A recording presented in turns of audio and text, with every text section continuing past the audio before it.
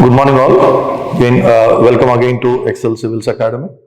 And today's will be the third session in the history orientation sessions. And from this session we will start looking into the Indian history and its components. Okay. I hope you have seen the first and second videos. Only then go ahead. So the Indian history. How many components we have? 5 components.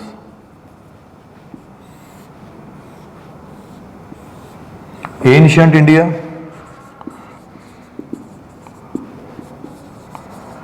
medieval India, modern India, post-independence, and art and culture.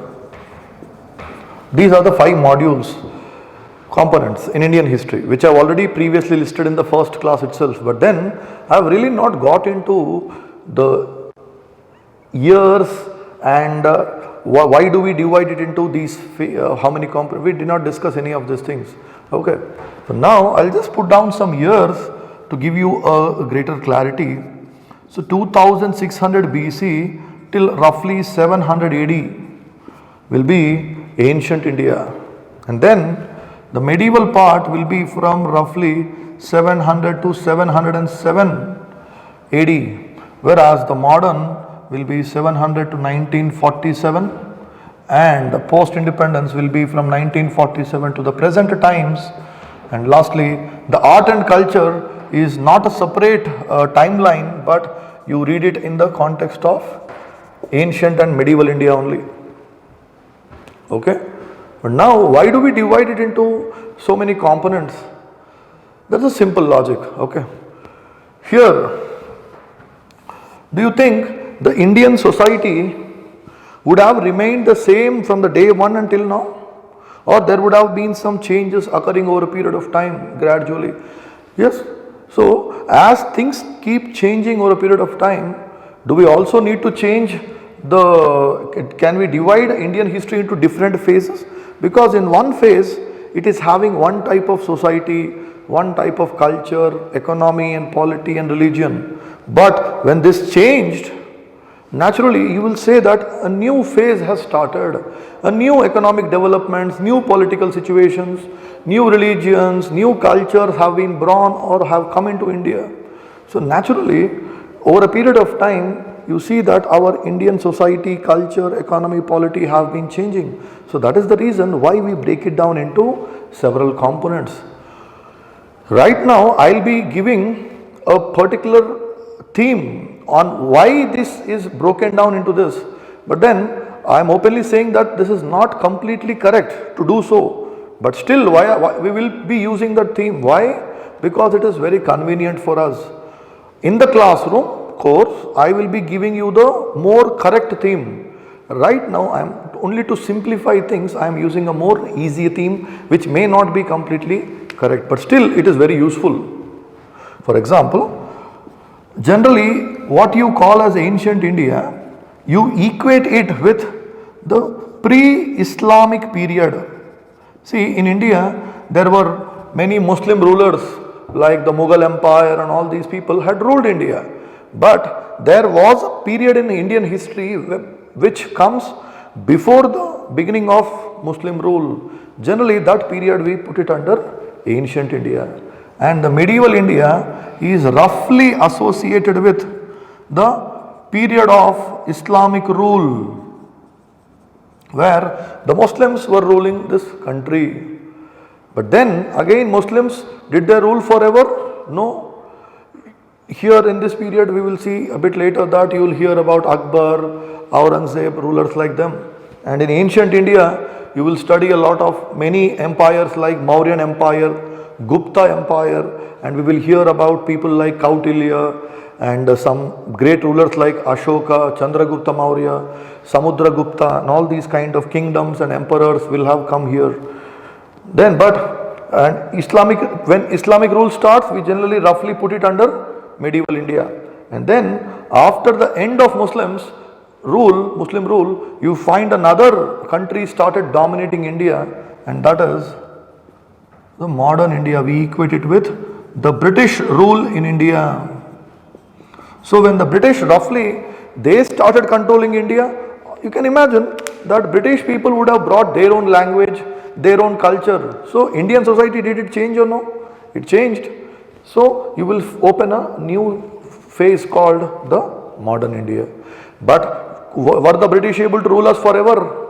No, in 1947 we kicked them out. So naturally when the British rule ended, can I say a new phase opened in Indian history again? Because yes, their domination is ended. So India is an independent country. It will not be like the previous stage. So you mark it as a new phase. So this will be the post-independence, means the post-British era. The post-British era. So that's how you will study. So pre-Islamic period, Islamic period, the British rule and the post-British rule. Okay. What about art and culture? I said that will be a distinct component of ancient and medieval itself. From this only we will study. But what we will study there? In ancient and medieval, we will study about social, economic, political, religious, all the technological, all these kind of developments we will study here. Whereas the ancient medieval India, the cultural developments will be studied separately. It will be studied separately. Cultural developments like dance, music, drama, literature, philosophy, all these kind of activities, architecture, temples, mosques, all these things that have been built by the ancient people and medieval people, all of those things will be studied separately. But then when you can appreciate art and culture only when you have appreciated ancient and medieval India, and once you have a timeline, a clean order in which the events have happened. First this came, next this, next that, next this and this. So once you have the sequential order of the events, then probably it will become easy to connect the dots and understand, okay, in this period the society was like this, in this period the society is changed like this, in the next period there is a different society. So this is how you can easily understand and appreciate. Okay, and in this video what I did just now is that Indian history, all the components have put, and in this video I will be discussing mainly about the ancient, medieval and culture. Why? Because these three are related to each other, so we will bundle them up and see them together. Whereas the remaining two videos will be dedicated, one video for this, fourth video, and the last video will be dedicated for the post-independence. Fine? Okay, then let's get started with the today's video, the third session, that is in which we will be dealing ancient India, medieval India and art and culture. I will also give a list of books as well towards the end of the session.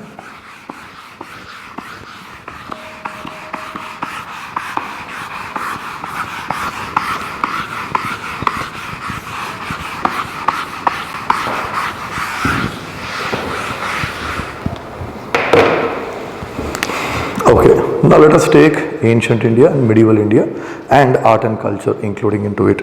Okay, so now to understand ancient India and medieval India, if you can look at the years, how many years we need to really study? 2600 BC to 700 AD, which is coming roughly around 3000 years itself here itself, and medieval India will be another 1000 years, which will be together we will study 4000 years. But again, don't worry, we will study only important events, and that too in a sequential order, not randomly. Okay. And now for able to understand this and art and culture, I said for the same things we will look into the cultural components, like in ancient India what was the dance, music, drama, architecture. Again in medieval India what are those things, and all these things we will study. Now to understand this, really you will need to have a rough map of India in your mind. In the classroom I said again we'll have a projector and we will put all these maps and show you how different kings came.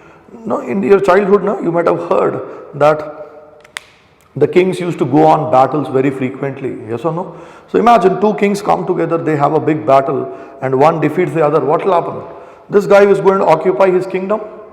So initially I had this kingdom, this much kingdom, that guy had another kingdom. Suppose I defeat that guy, that king, what will happen? I will take up his territory and what will happen to my kingdom? My kingdom will become a huge, it will start increasing in size. And imagine as the size of my kingdom goes on and on and on increasing, by defeating one more person, my territory will increase further. Another guy and so and so and so. Eventually what will happen is, in this process of small kings fighting each other, K1, K2, K3, sometimes it happens that suppose any one of them is able to defeat all others, which means that entire India will come under the control of that ruler. Suppose in this case it was K2 who was able to defeat all others and he is ruling the entire country. So roughly you will call these people as kingdoms. But what about that? Will you call that as a kingdom? No, now it is so huge, so you will give a new name to it, that is an empire. And throughout ancient India and medieval India, what really happened is this process that kings keep fighting battles among themselves and one of them will become supreme power and he will establish a big empire. But imagine, is it really possible to maintain such a huge empire ruling from one area or entire country? Not easy. So what will happen? There will be people who will revolt against the king, and when this, imagine the king here sitting in the capital city of the empire, if he becomes weak, can I say the people living in the other parts of the empire will revolt and become independent or no?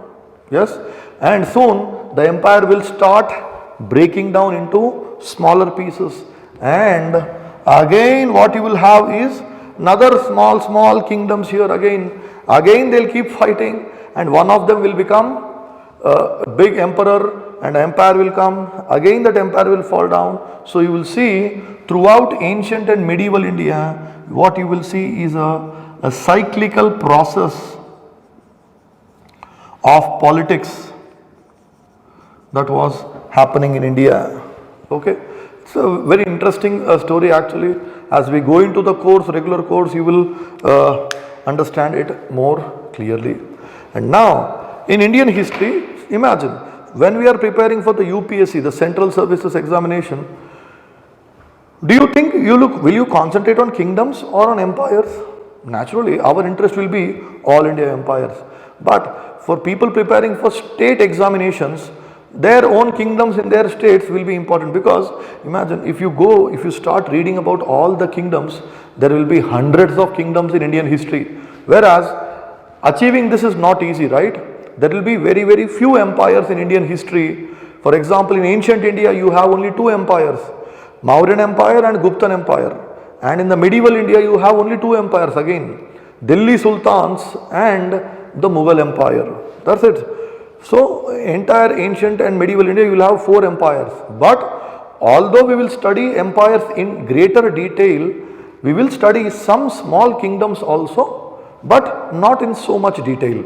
Okay, so this is what you will generally get to know in your ancient and medieval India. And what I will do is, I will just give a brief timeline of ancient India and medieval India, so that you will understand how we will do it in the main course. So for ancient India, all of you might have heard about something called Indus Valley civilization. Okay, that is somewhere in the northwestern part of India. Here you have the Indus River, and there a big civilization had come up in the Indian history. So the first topic that we will study will be Indus Valley civilization. Again, even before I go there, in the main course we will be doing a lot of background, and there is something called prehistory. where you might have heard the word archaeology and all these things. After doing those, then I'll start coming into Indus Valley civilization. And then there is a period in Indian history where you might have heard that the Vedas were written down, that is the Vedic age.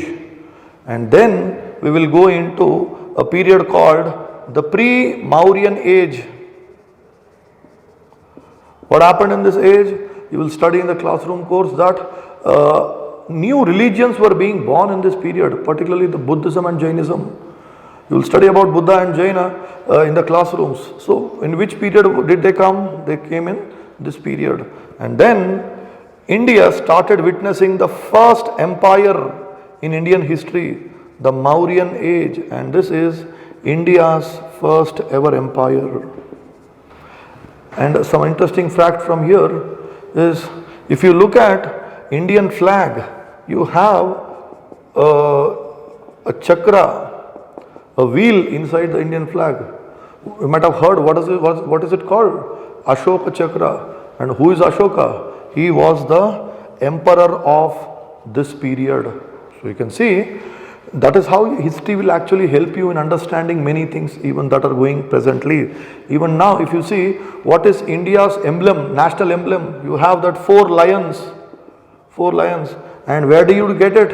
Again, it was an emblem used by King Ashoka, Emperor Ashoka, who came in this period, the Mauryan Empire. And now, as I just now said, when you get an empire, will an empire survive forever? No, it has to decline. So again, you can see easily the next phase will be called the post-Mauryan age. Again, some small kingdoms will come, they will fight among themselves. Again, a new empire will come, the Gupta age. In this, we will get ancient India's second ever empire. Here, you will see that some great kings like Samudragupta and all people will come. And lastly, even the Gupta empire will fall down, and you will have something called as the post-Gupta age. So now, as simple as this, if you can study all these events in a sequential order and in a holistic manner, paying attention to the questions that have come in the preliminary examination, in the mains examination, you will be doing a decent job. Okay? And the same way, you can also draw a very rough timeline for medieval India. And in medieval India, you will mainly study about two empires. One is the Delhi Sultans. You might have heard about this Qutub Minar that you will find in Delhi. Okay? There was like Muhammad bin Tughlaq. You might see commonly we keep using the word, hey, Tughlaq hai kya? Like you are referring to a person who is a fool.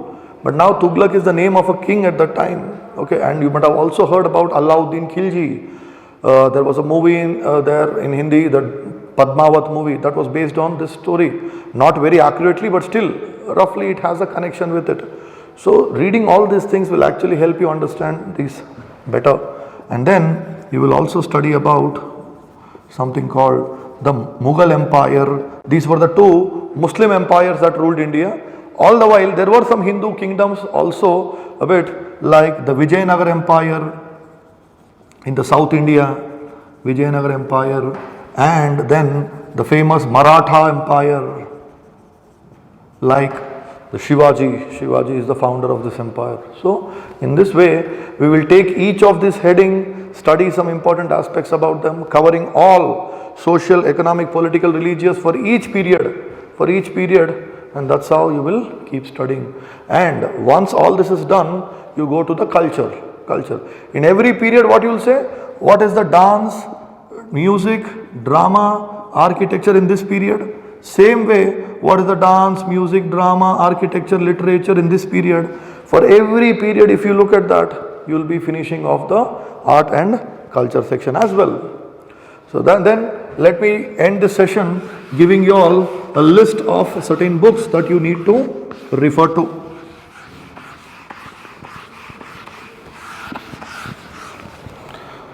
Again, we will restrict ourselves to the basic NCERTs.